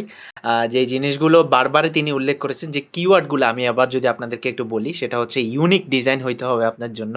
আপনি যদি রিপারপাস করেন বা কপি পেস্ট করতে চান, সেক্ষেত্রে মাইক্রোস্টক আপনার জন্য না। এছাড়াও আপনাকে অবশ্যই মাথায় রাখতে হবে ট্রেন্ড, এবং আপনার একটা জিনিস সবসময় মাথায় রাখতে হবে, সেটা হচ্ছে কন্ডিশন। সেই কন্ডিশনটা হচ্ছে আপনার ধৈর্য। আপনাকে অবশ্যই অনেক ফাইল আপলোড করতে হবে। এরপরে একটা সার্টেন অ্যামাউন্ট ফাইল আপলোড করার পরে আপনি হচ্ছে আপনার যে কাঙ্ক্ষিত যেই সেলটি পাবেন। সো খালেদ ভাইয়ের কাছে একটা কোয়েশ্চেন থাকবে। প্রত্যেকটা দিকেরই, আমাদের গ্রাফিক ডিজাইনের প্রত্যেকটা দিকেরই কিছুটা ভালো দিক এবং খারাপ দিক থাকে। তো আমার কোয়েশ্চেন হচ্ছে, মাইক্রোস্টকের ভালো খারাপ দিকগুলো আসলে কি, কি? আ মাইক্রোস্টক এর ভালো দিকগুলো হচ্ছে, ফার্স্ট এটা আমাদের জন্য প্যাসিভ। যেহেতু প্যাসিভ মার্কেট, সেখান থেকে ধরেন আমরা হঠাৎ করে অসুস্থ হয়ে গেলাম বা কোনো কারণে আমরা যদি ধরি যে উপরওয়ালা আমাদের তার কাছে নিয়া গেল বা মারা গেলাম, তাইলেও কিন্তু দেখেন আমাদের কিন্তু একটা আর্নিং আমাদের ফ্যামিলির জন্য কিন্তু আশ্বাস হয়ে দাঁড়াবে, হ্যাঁ? সেখান থেকে কিন্তু আমাদের ছোট ইনকাম আসা শুরু হবে। এবং আমরা অসুস্থ থাকি বা আমাদের এক্সাম থাকে বা আমাদের বিভিন্ন কাজে থাকে বা ক্লায়েন্টের প্রেশার থাকে। সব জায়গায় কিন্তু আমরা কি করতে পারি? প্যাসিভ মার্কেট থেকে একটা ভালো ইনকাম করতে পারি। এই জায়গায় আপনি স্বাধীন। আপনি ঘুরতে পারবেন, খাইতে যেকোনো সময় আপনার ডিজাইন করতে পারবেন। আপনি ক্রিয়েটিভিটি দিয়ে ডিজাইন করতে পারবেন। এইটা। নাম্বার ৩ হচ্ছে, এখান থেকে ছোট অ্যামাউন্ট হলে অনেকগুলো মার্কেট প্লেস এ কাজ করা যায়। সেখান থেকে আপনি ভালো একটা অ্যামাউন্ট ইনকাম করতে পারবেন। আর যদি আমি খারাপ দিকগুলোর কথা বলে রাখি, হুট করে এই মার্কেট প্লেস গুলোতে ইনকাম আসে না। শুধু খালি ডিজাইন আপলোড দিতে থাকলে আপনার এই মার্কেট গুলো থেকে ইনকাম আসবে না। ট্রেন্ড ফলো না করে জাস্ট কোনরকম প্রেজেন্টেশন এর দিকে না চিন্তা করে, আপনার ক্লায়েন্ট যারা, তারা এই মার্কেট প্লেস থেকে কারা ডিজাইন কিনে, সেই জিনিসগুলো চিন্তা না করে আপনি জাস্ট হাজার ডিজাইন আপলোড করে দিতে থাকলেও এই জায়গা থেকে কিন্তু ইনকাম আসবে না। সো সবকিছুই আপনাকে মেইনটেইন করে আসলে আমাকে চলতে হয়, এবং সবকিছুই আমাদের মাথায় রেখে ডিজাইন করতে হয়। বুঝতে পেরেছি। আ আমার একটা কোয়েশ্চেন ছিল খালেদ ভাই, সেটা হচ্ছে যে মাইক্রোস্টক, আমি জানি যে এটা একটা প্যাসিভ ইনকাম। সো এই প্যাসিভ ইনকামটাকে কি মাইক্রোস্টককে কি ফুল টাইম হিসাবে নেওয়া যায়? নাকি এর পাশাপাশিও আমাকে ডিজাইনের অন্য জিনিসপত্র করতে হবে? প্রথমত হচ্ছে, আমি কখনোই সাজেস্ট করি না যে ধরেন আপনি শুধুমাত্র প্যাসিভ এর পিছনে পড়ে থাকেন। প্যাসিভ এর পিছনে পড়ে থাকলেও সম্ভব না তা না। বাট আমি সাজেস্ট করব যে আচ্ছা। প্যাসিভ এর পাশাপাশি হচ্ছে অ্যাক্টিভটাকেও এক্সপ্লোর করার। অ্যাক্টিভ ইনকামটা আপনার ইনস্ট্যান্ট আর্নিং থাকে। যেখান থেকে একটা ভালো কিছু, যেহেতু একজন ডিজাইনারের আমি মনে করি যে বিজনেস করা অবশ্যই উচিত। শুধুমাত্র ফ্রিল্যান্সিং এ পড়ে থাকা উচিত না। তার ডিরেক্ট ক্লায়েন্ট হলেও চলে কিন্তু। ঠিক আছে? মাঝে আমরা যে মাইক্রোস্টক থেকে ইনকাম করি বা মাইক্রোস্টক থেকে যে ইনকাম আসে, সেটা কিন্তু হচ্ছে আমরা চলার মতো বা হচ্ছে মাস শেষে আলহামদুলিল্লাহ একটা ভালো অ্যামাউন্ট। বাট অনেক ভালো অ্যামাউন্ট না। অনেক ভালো অ্যামাউন্ট এর জন্য হইলেও আপনাকে কি করতে হবে? ক্লায়েন্টের কাজ করতে হবে। আর লাইফটাকে বা ডিজাইনটাকে যদি আপগ্রেড থাকতে চান, এক্সপ্লোর করতে চান, তাইলে অ্যাক্টিভ এবং ২ টা প্যাসিভ মার্কেটে কাজ করতে পারেন।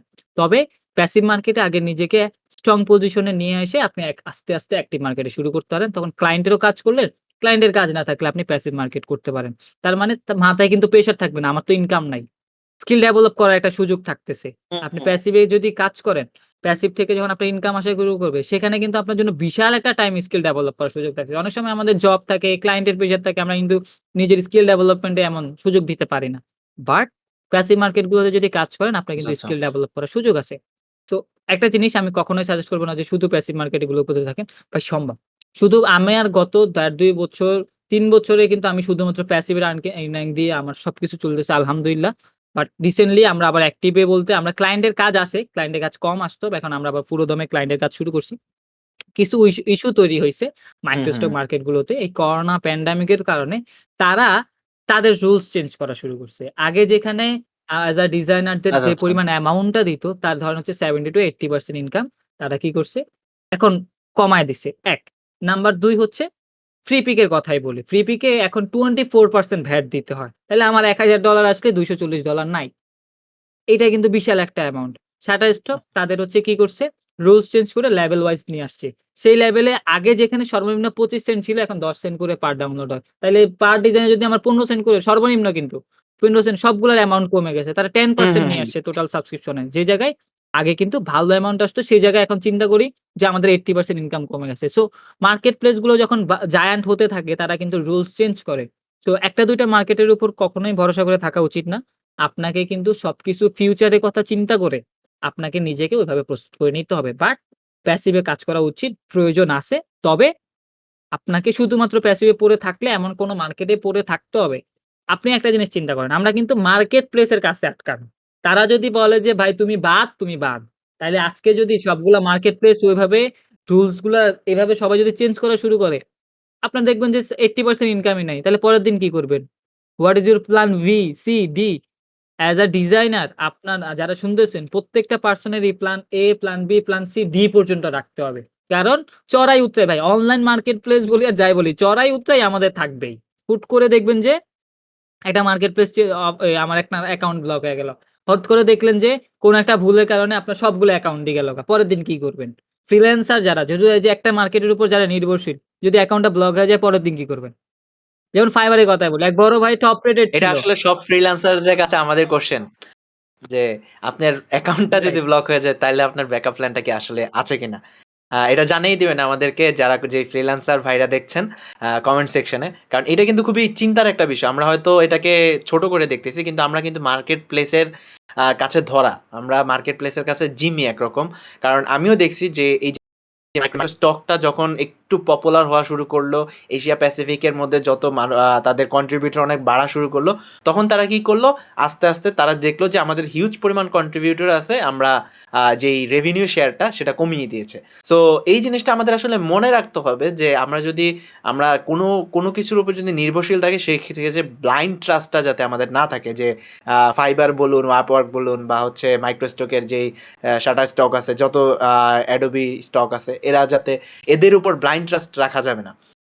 আমরা অনেক কিছু শুনলাম আসলে এখানে কিছু সতর্কবাণীও ছিল। নতুন পুরনো সবার জন্য। এখন আমার নতুন পুরনোর কথা থেকে নতুনদের জন্য কিছু উপদেশ আসলে আমরা খালেদ ভাইয়ের কাছ থেকে জানতে চাইবো যে আসলে যারা একদমই নতুন তারা আসলে কি করতে পারে যদি তারা মাইক্রো স্টকে আসতে চায়? আমরা জানি আপনি বললেন যে মাইক্রো স্টকে ১ম দিকে মাইক্রো স্টকটাকে শিখে দেন হচ্ছে অ্যাক্টিভ ইনকাম এর দিকে গেলে তার জন্য ইজি হবে। কারণ আমরা যদি অ্যাক্টিভ ইনকাম এর দিকে যাই তারা হচ্ছে যেমন আমার কথাই যদি বলি, আমি যদি এখন অ্যাক্টিভ ইনকাম এ আছি, আমি যদি এখন প্যাসিভ এ যেতে চাই, আমার কিন্তু সেই পরিমাণ সময় দেওয়া সম্ভব না। তো ১ম দিকে আসলে প্যাসিভটা আ আয়ত্ত করে তারপর যদি আমরা অ্যাক্টিভ এর দিকে যাই সেক্ষেত্রে আ আ আ আই থিংক খুব ভালো একটা আউটপুট পাওয়া যাবে। সো নতুনদের জন্য খালেদ ভাই আপনার কি উপদেশ থাকবে যারা প্যাসিভ ইনকাম এর দিকে বা মাইক্রো স্টক এর দিকে আসতে চাচ্ছে? যেটা হচ্ছে কি নতুনদের ক্ষেত্রে নরমালি হয় কি জাস্ট একটা জিনিস হয় আমি কোন রকম একটা ডিজাইন অ্যাপ্রুভ করাইলাম আমার কালকে থেকে ইনকাম আসা শুরু করবে এমন একটা থিম থাকে। তো নতুন পুরাতন যারাই আছেন সবার উদ্দেশ্যে একটাই কথা যে কোন মার্কেটে যখন কাজ করবেন সেটা যে কোনো মার্কেটই হোক সর্বপ্রথম চেষ্টা করবেন সেই মার্কেটের এ টু জেড জেনে নেওয়ার। রুলস কি, কন্ডিশন কি, কন্ট্রিবিউটরদের কন্ডিশন কি, কি ভাবে আমি সেল করতে পারি, কোন ডিজাইন গুলো সেল হয়, এই মার্কেট প্লেস গুলো ক্লায়েন্ট কারা? এই ধরনের প্রশ্নগুলোর উত্তর আপনাকে কি করতে হবে? উত্তরগুলো জেনে নিতে হবে। তারপর আপনি মার্কেট প্লেস এ যায়ে কাজ করেন। আর আমাদের ক্ষেত্রে কি হয় নতুনদের ক্ষেত্রে আজকে আমি যদি একটা স্ক্রিনশট পোস্ট করি যে আলহামদুলিল্লাহ ফ্লিপিক থেকে আমি এত ডলার ইনকাম করলাম। আমাকে ১০০ জন নক দিবে যে, "ভাই ফ্রি কাজ করব, ফ্রি কাজ করব।" ওকে ভালো কথা। আমি ধরেন একটা ভিডিও দিয়ে দিলাম। শিখাই আমি দেন, একটা শিখাই ভিডিও দেন। দিয়ে দিলাম। সে এই একটা ভিডিও দেখেই বা হচ্ছে গ্রুপে ২ ১ টা পোস্ট করেই তার কাজ শেষ। সে ডিজাইন রেডি করে আপলোড করলো, অ্যাকাউন্টে এপ্রুভ করাইতে পারল না। তাইলে সমস্যাটা কই? ভাই, আপনি যখন কোন একটা মার্কেটে কাজ করবেন, সে কে ভালো করতেছে, সে কেন ভালো করতেছে সে স্টোরিটা একটু জানার চেষ্টা করেন। সে কতদিন ধরে কাজ করতেছে, তার স্ট্রাগল পয়েন্ট গুলো কি, কি? বা হচ্ছে সে আসলে তার পেইন পয়েন্ট গুলো কি, কি? কোন মার্কেট প্লেস এর রুলস কি, কি? কেন সে এত ভালো ইনকাম করতেছে? এগুলো নিয়ে একটু রিসার্চ করেন। মার্কেট প্লেসে ঢোকেন, ওয়েবসাইটে ঢোকেন, তাদের কন্ডিশন গুলো দেখেন। একটা কথা বলে না যে ভাই একটা সিক্রেট বলেন মার্কেট প্লেসের। সো একটা সিক্রেট আমি ফাঁস করে দেই। প্রত্যেকটা মার্কেট প্লেসের সিক্রেটই হচ্ছে তাই আচ্ছা, সেই আচ্ছা। মার্কেট প্লেসটা। কারণ সেই মার্কেট প্লেস কি ধরেন আমাকে কি বলবে যে, "সাইব আপনি এই শুধু এই ডিজাইন গুলো আপলোড দেন অনেক সেল হবে।" নাকি সে চাইবে যে এই ডিজাইন গুলো আরো ১,০০০ জনে যায় যাতে তার ক্লায়েন্টরা ভালো রিসোর্স গুলো দিতে পারে। দেন Fiverr এ হুম, হুম, যেমন হুম। কথা বলি, যেমন Fiverr এ কিন্তু সিক্রেট টিপস অনেক বলে। এই টিপস গুলো তো Fiverr এই একদম ক্লিন করে বলে দিছে। বলে দিছে না? কিন্তু আমরা সেই ব্যাপারে রিসার্চ গুলো জানি না। ফ্রিপিক সব ক্লিন করে দিছে। রাইট? ফ্রিপিক সব ক্লিন করে তাদের কন্ডিশন লিখে রাখছে। প্রত্যেকটা ব্লগে ডিটেইলস লিখে রাখছে। কই আমরা কয়জনে পড়ি? আমি ফ্রিপিকে আলহামদুলিল্লাহ এখন পর্যন্ত যতজনকে হেল্প করছি, প্রায় কত ২৫০-৩০০ জন আমার নিজের হাতে কন্ট্রিবিউটর হইছে। একদম নিজের হাতে আমি বলতে পারব। এখন তো ব্যস্ত হয়ে গেছি দেখে সবাইকে ওইভাবে হেল্প করা হয় না। তো আমি তখন চিন্তা করতাম যে ভাই আসলে আমি সবসময় একটা কথাই বলি, যে মার্কেটেই কাজ করেন না কেন, আপনাকে সেই মার্কেটের সম্পর্কে আগে বিস্তারিত রুলস জেনে নিতে হবে। তারপর আপনাকে কম্পেয়ার করেন। যারা হুম। কন্ট্রিবিউটর এই জায়গায় বা যারা এই মার্কেট প্লেস এ কাজ করতেছে, তাদের সাথে আপনি কম্পিটিশন করার জন্য প্রস্তুত কিনা? আপনি এই মার্কেটে কাজ করার জন্য যোগ্য কিনা? Adobe একটা কথা বলে যখন একটা ডিজাইন আপলোড দিতে চায় যে, আপনি আপনারটা ডিজাইনটা দেখে কোয়েশ্চেন করেন যে, আপনি যদি ডিজাইনার হইতে এই ডিজাইনটা পারচেজ করতেন কিনা? সো সেই কোয়েশ্চেনটা আপনি করেন। এস আ ডিজাইনার আপনি যদি ক্লায়েন্ট হন, আপনি যদি আমার ডিজাইন কি নিবেন কিনা? এই কোয়েশ্চেনটা করেন না, আপনাকে নিজে করেন। যদি উত্তর বলে যে হ্যাঁ, আপনি আপনার ডিজাইন বাকি ১০ জন নিবে, তাইলে আপনি কাজ শুরু করেন। অবশ্যই মার্কেট প্লেস এর রুলস গুলো আগে জানেন। হুট করে একটা জিনিস শুনলাম, কাজ করে ফেললাম, ভাই এই কাজটা কইরেন না। এই কাজ করে কোন লাভ নাই। জাস্ট নিজেকে একটু ভালো করে ঠান্ডা মাথায় আগে প্রস্তুতি নেন। ধরেন আপনার একটা ফ্রেন্ড আজকে $৫ ইনকাম করে ফেলল। আপনি পরশুদিন $৫ ইনকাম করার চিন্তা করেন না। আপনি চিন্তা করেন যে আপনার ফ্রেন্ড কিভাবে $৫ ইনকাম করছে সেটা জানেন, মার্কেট প্লেস এর রুলস গুলো জানেন। সেই $৫ কে কাজে লাগাইয়া আরো $৫,০০০ ইনকাম করার একটা সোর্স তৈরি করেন। কিন্তু আপনার ফ্রেন্ড $৫ ইনকাম করছে, আপনিও $৫ ইনকাম করার জন্য লাফাইলে ভাই আপনি কখনো $১০ ইনকাম করতে পারবেন না। এটা হচ্ছে রুলস। সো এই জিনিসটাই একটা জাস্ট আ গাইডলাইন যেটা যে, যে মার্কেটেই কাজ করেন না কেন, সর্বপ্রথম চেষ্টা করবেন সেই মার্কেটের রুলস গুলো সম্পূর্ণভাবে জেনে নেওয়া। তারপর আপনি সেই মার্কেটের জন্য প্রস্তুত কিনা, তারপর ডিজাইন রেডি করেন, তারপর ঠান্ডা মাথায় কাজ শুরু করেন। অবশ্যই আপনি এখান থেকে ভালো একটা আউটপুট পাবেন। ধন্যবাদ সাহেব ভাই আপনাকে নতুনদের উদ্দেশ্যে আপনারা যারা নতুন আছেন তাদের উদ্দেশ্যে একটাই আ সিক্রেট বলা যায় আপনাদের জন্য ফাঁস করে দেওয়া হয়েছে যে আপনারা কিন্তু অবশ্যই, অবশ্যই যখন কন্ট্রিবিউটর হবেন টার্মস অ্যান্ড কন্ডিশন গুলো পড়বেন। আমরা হয়তো সেই জিনিসগুলো স্কিপ করে যাই। বাট এখানেই কিন্তু সব সিক্রেট গুলো লুকিয়ে থাকে। এখানেই কিন্তু তাদের যে ব্লগ গুলো রয়েছে, তাদের যে ইয়েগুলো রয়েছে সেগুলো কিন্তু তারা তাদের এনালাইসিস করে তাদের স্ট্যাটিস্টিক গুলো দেখে দেন আপনাকে প্রোভাইড করতেছে। তো আপনি যদি বড় ভাইয়ের পিছনে সারাদিন ঘুরেন, বড় ভাই আপনাকে দাম দিল না, পরে আপনি বড় ভাইরে গালি দিলেন, বড় ভাই সময় দিচ্ছে না। কিন্তু আসলে এই জিনিসগুলো কিন্তু আপনি নিজেই চাইলে নিজেই খুঁজে বের করতে পারেন। জাস্ট আপনাকে হচ্ছে ওই ওয়েবসাইট গুলোর ব্লগ বা ওই ওয়েবসাইটের গুলো টার্মস অ্যান্ড কন্ডিশন তাদের যে গাইডলাইনস গুলো আছে, আমি অনেক দেখছি অনেক ওয়েবসাইটে তারা বুট ক্যাম্প করায়। তাদের হচ্ছে প্রত্যেকটা ডিজাইনারদের জন্য তাদের প্রপার একটা গাইডলাইন থাকে, বেসিক গাইডলাইন। এই জিনিসগুলো যদি একটু নিজে অ্যাকোয়ার করে নিতে পারেন, তাহলেই কিন্তু আপনি আসলে আ ওই মা মা ওই এই সেক্টরটা বা ওই মার্কেট প্লেসটাতে খুবই ভালো করতে পারবেন। এবং আপনি কিন্তু খুব সহজে কম্পেয়ার করতে পারবেন যে আপনার জন্য কোন মার্কেট প্লেসটি বেটার, কোন মার্কেট প্লেসটি বেটার না। আমরা অনেক কথা বলছি। অনেক মাইক্রো স্টক সম্পর্কে বলতে গেলে একদম আদ্যপাদ্য অনেক কিছু শুনলাম। আ আমরা লাস্ট আমাদের যে কোয়েশ্চেন আমরা শেষ করব। আমরা আপনাদের অনেক সময় নিয়েছি যারা শুনছেন। আ শেষের দিকে আমরা একটা কোয়েশ্চেন করি। আমরা আমাদের ভবিষ্যৎ পরিকল্পনা নিয়ে আমরা শেষ করতে চাই। তো আমরা জানতে চাইবো যে খালেদ সাইফের এই ভবিষ্যৎ পরিকল্পনা খালেদ সাইফ ভাই কি প্লেন নিয়ে উড়াল দিতে চায় নাকি ডিজাইন সেক্টরকে আরো এক্সপ্লোর করতে চায়? প্রথমত হচ্ছে আমার এখন টোটালি অ্যাজ আ বিজনেসম্যান হিসেবে নিজেকে প্রতিষ্ঠিত করার শখ আছে। বিজনেস জিনিসটা আমার অনেক ভালো লাগে। এটা জায়গাটাকে এক্সপ্লোর করার এখনো অনেক জায়গা আছে, অনেক সুযোগ আছে। তো ডিজাইনটাকে কিভাবে আসলে বিজনেসে কনভার্ট করা যায়, সে ব্যাপারটা নিয়ে রিসার্চ করতেছি, পড়াশোনা করতেছি। হ্যাঁ, অ্যাজ আ এয়ার পাইলট হিসেবে এখনো আমার শখ আছে যে পিপিএল এবং সিপিএল ২ টা ট্রেনিং করার। যদি আল্লাহ সেটা কপালে রাখে অবশ্যই করব। তবে ডিজাইনটাকে বিজনেসে পরিণত করে সেটাকে আসলে বিজনেস এজেন্সি বলেন, যাই বলেন বিজনেসে আসলে এজ আ বিজনেসম্যান নিজেকে আসলে প্রমাণ করার জন্য আমি এখন কাজ করতেছি এবং এটা নিয়ে একটু রিসার্চ করতেছি, পড়াশোনা করতেছি। আর আরেকটা ছোট্ট টার্গেট ছিল।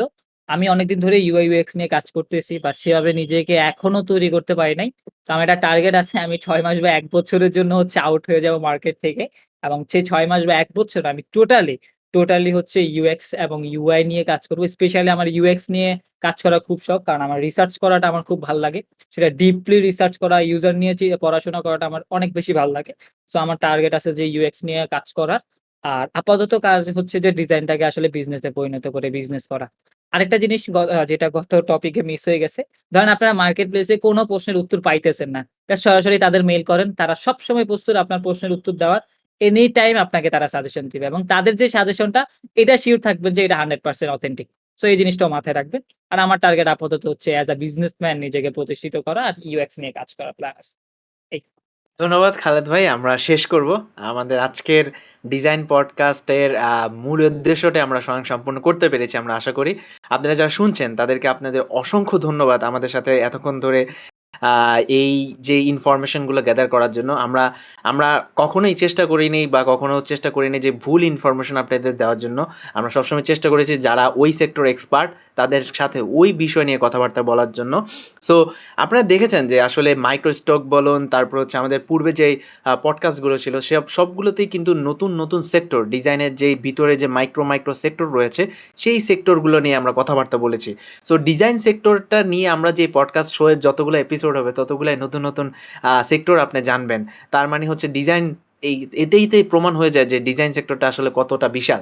সো আপনাদের সবাইকে অসংখ্য ধন্যবাদ। আপনারা শুনছেন আমাদের সাথে আছে খালেদ সাহেব ভাই এবং আপনারা যে যেখান থেকে আছেন সবাই আমাদের জন্য দোয়া করবেন যাতে আমরা আমাদের পরবর্তী পডকাস্টে আপনাদের জন্য আরো ভালো কিছু নিয়ে আসতে পারি এবং আপনারা সবাই অবশ্যই আমাদের YouTube চ্যানেলটিকে সাবস্ক্রাইব করবেন, আমাদের পেজে লাইক, কমেন্ট, শেয়ার করবেন এবং অবশ্যই আপনার এই পডকাস্ট শো থেকে আপনার কোনো কোয়েশ্চেন থাকলে সেটা দিয়ে আপনার কমেন্ট সেকশনে জানাবেন। আমরা দেওয়ার চেষ্টা করব এবং আপনার এই পডকাস্টটি কেমন লেগেছে সেটিও আমাদের জানাতে ভুলবেন না।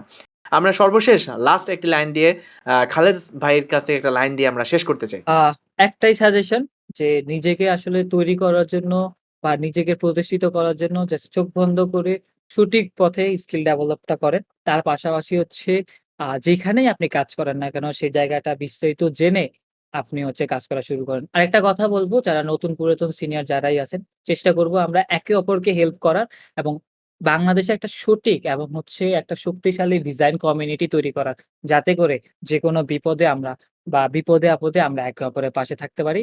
সেই কামনায় আজকে শেষ করছি। যারা এতক্ষণ আমার এই বকবক শুনছেন তাদেরকে সবাইকে ধন্যবাদ। আমাদের জন্য দোয়া করবেন। ডিজাইন পডকাস্টটা আরো এগিয়ে যাক শুভকামনা করে এইখানেই আমি শেষ করছি। Thank you.